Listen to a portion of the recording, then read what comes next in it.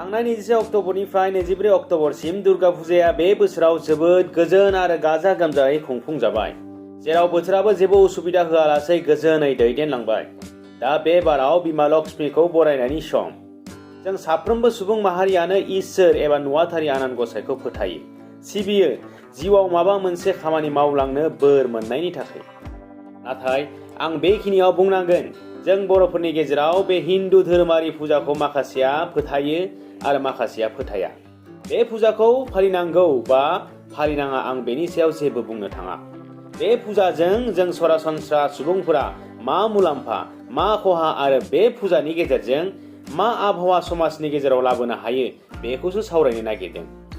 बेखिनियाव नोंथांमोननिसिम गुरै आरज थाबाय, जाहाथे चेनेलखौ साबस्क्राइब खालामनानै बेल आइकनखौ अन खालामनानै लायो। दानिया फैदो आयदायाव। दुर्गा देबीया जाबाय नारी शक्तिनि बिदिन्थि, जाय शक्तियानो समाजाव जानाय दावराव दावसि इनाय उदखारिफोरखौ फोजोबस्रांनानै समाजखौ फोसाबो। हिन्दु धोरोमारि सलमानि बादिब्ला जेब्लानो इसोर आरो असुरफोरनि गेजेराव दावहा जादोंमोन, अब्ला असुर महिषासुरखौ फेजेननो हानाय रावबो इसोर गैलामोन। जाहोनाव महिषासुरनि उदखारा बांलांबायमोन।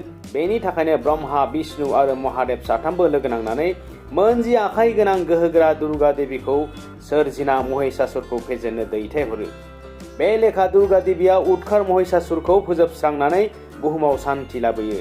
बे दिननिफ्रायनो दुर्गा देबीखौ मोनफ्रोमबो बोसोरनि सेप्तेम्बर अक्ट'बरनि गेजेराव दुर्गा फुजा होयो, जाहाथे संसाराव रावबो गाज्रि गोहोआ बासा लानो हाया आरो जेबो गुलाय गुजाय जाया। थिग बिदिनो लक्ष्मी देबीयाबो बिष्णुनि बिसि, जायखौ दोहोन दौलतनि बिगोमा होनना फोथायो।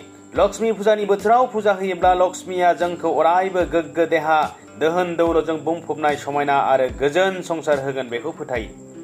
बुहुमनि साफ्रोमबो सुबुङानो संसाराव गोजोन आरो खौसेथिनि थाखाय गावबा गाव फोथायनाय धोरोम दं। जेरै ख्रिस्टानफोरा गिर्जायाव थांनानै इसोरखौ मोननो हास्थायो, मुस्लिमफोरा मस्जिदाव थांनानै आल्लाहखौ गाबज्रियो, बाथौआरिया थानसालियाव आरज गाबनायजों इसोरखौ मोननो नाजायो, जाहाथे गाव आरो गावनि नखर लोगोसे संसाराव अरायबो सान्थि आरो खौसेथि थायो। बेबायदि हिन्दु धोरोमनि सुबुंफोरा थांनाय दुर्गा फुजाखौ गाजा गोमजायै फालिदों, फुजा हम जयग सावनायनि गेजेरजों। बे फुजायाव हिन्दु धोरोमनि मानसिफोराल' बाहागो लायाखै, गुबुन गुबुन धोरोमनि सुबुंफोराबो बाहागो लादों। पुजारिया गोसो गोथारै फुजा बावदों, भक्तफोरा गावनि नखरनि समाजनि मोजांनि थाखाय बावफैदों। माखासेया उदैनि अर्थात खामायनायनि थाखाय फुजायाव बाहागो लादों, माखासेया राजखान्थिनि मुलाम्फानि थाखाय बाहागो लादों। आच्छा, राजखान्थि होननायाव मोनसे बाथ्राखौसो गोसोखांदों।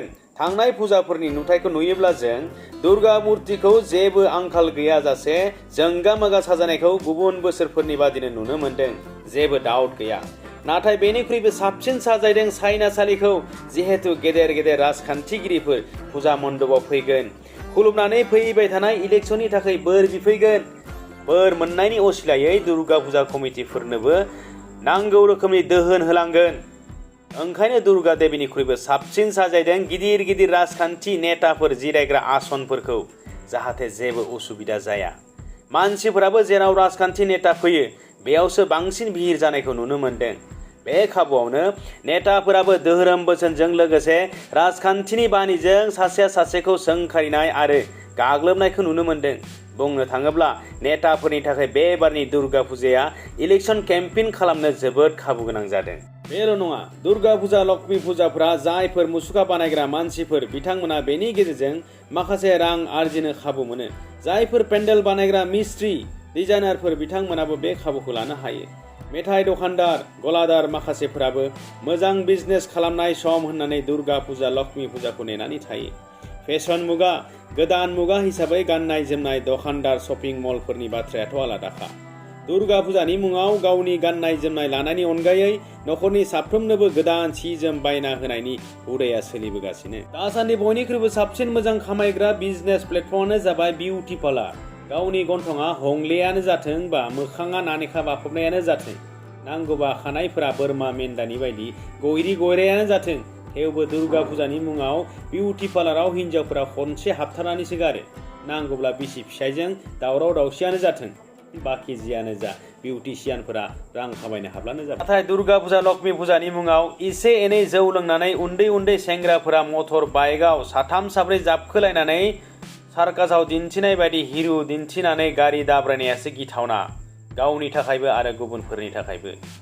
फुजा मेलानि सम सफैब्ला सरकारि पुलिस बिफाना माखासे गोरा नेम खानानै फोसावलाय होयो। जेरै जौ लोंनानै गारि सालायनो मोना, फुजा मेलायाव जौ बेदर फाननो मोना। नाथाय बेनि उल्था सोरखारानो लाइसेन्स होनाय जौ गलाफोराव लाख'हायै जौ फाननायखौ जों नुनो मोनो। जायनि जाहोनाव गुवाहाटि बायदि सोहोराव 22 कौटि रांनि जौ फाननो हादों सानब्रैनि गेजेराव। सारा आसाम हादरखौ हिसाब खालामब्लाथ' सानख'लायनोनो हानाय नङा।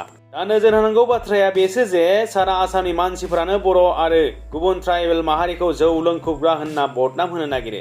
नाथाय 22 कौटि रांनि जौखौ गुवाहाटियाव बर'फ्रा बोरै बायनानै लोंनो हाखो? बर'फोरनाथ' एसेबां रां गैया। निश्चय बेखौ सोरबा हारसायानो लोंनांगोन, बेयो रोखा। फारसेथिं पुलिसआ जौ लोंनायखौ फुजानि बोथोराव बादा होयो। गुबुन फारसेथिं आसामनि गिबि मन्त्रि बिथाङा ट्राइबेलफोरनि थाखायनो जौखौ बन्द खालामनो हाया होननानै बुंदों। माने दाल में कुछ काला है।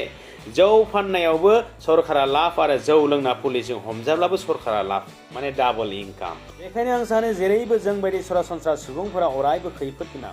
फुजानि सिगां गावनि देहाखौ खस्थ' खालामनानै गोसो होथाबना खामानि मावनानै आरजिनाय रां, दाउ अमा फाननानै बुथुमनाय रांखौ लानानै सानथाम सानब्रै फुजा मेला बेरायनानै गासै रांफोरखौ धंस खालामना लानायाखि जोंनि थाखाय मोजां जागोन? नोंथांमोना अननानै फोरमाय। जोंनि बर'फोरनि गेजेराव बड'लेण्डनि सानजा फारसे दुर्गा फुजाखौ बांसिन फालियो। सोनाब फारसे लक्ष्मी फुजाखौ सानब्रैनिफ्राय हमनानै 10 सानसिम फालिनायखौ जों नुनो मोनो। बेवहाय पुजारिया फुजा बावो, भक्तफोरा खुलुमो। नाथाय बेनिनो माखासेया जौ जुवा गेलेना फुजा मेलायाव रंजायो, रां रुफाफोरखौ धंस खालामना लायो। आरो मोनसे गिदिर समाजारि जेंनाया जाबाय जों बयबो उन्दै गेदेर हौवा हिन्जाव गथ' गथाय बयबो मेलानि मुङाव दावदै खेला, दाउ खेला, साफुन खेला आरो जुवा खेलाफोरखौ ज'यै गेलेलायो। आरो दुखुनांथाव बाथ्राया जाहैबाय जोंनि बिमा माहारिफोराबो उन्दै गोरलै बानानै दावदै खेला, दाउ खेला होनायखौ जों नुबोदों। जायनि जाहोनाव जों जोंनि उथिबोनाय गथ' गथाय, सेंग्रा सिख्ला, लाइमोनफोरखौ फोरोंथाइ होलांनाय बे आयदाया जोंनि समाजाव सोलिबोदों। ओंखायनो नोंथांमोना कमेन्ट लिरनानै फोरमायहर। समाजा दावगानांगौब्ला जों फुजा फोरबो खुंथायफोरखौ बोरैहाय खुंनाया मोजां जागोन?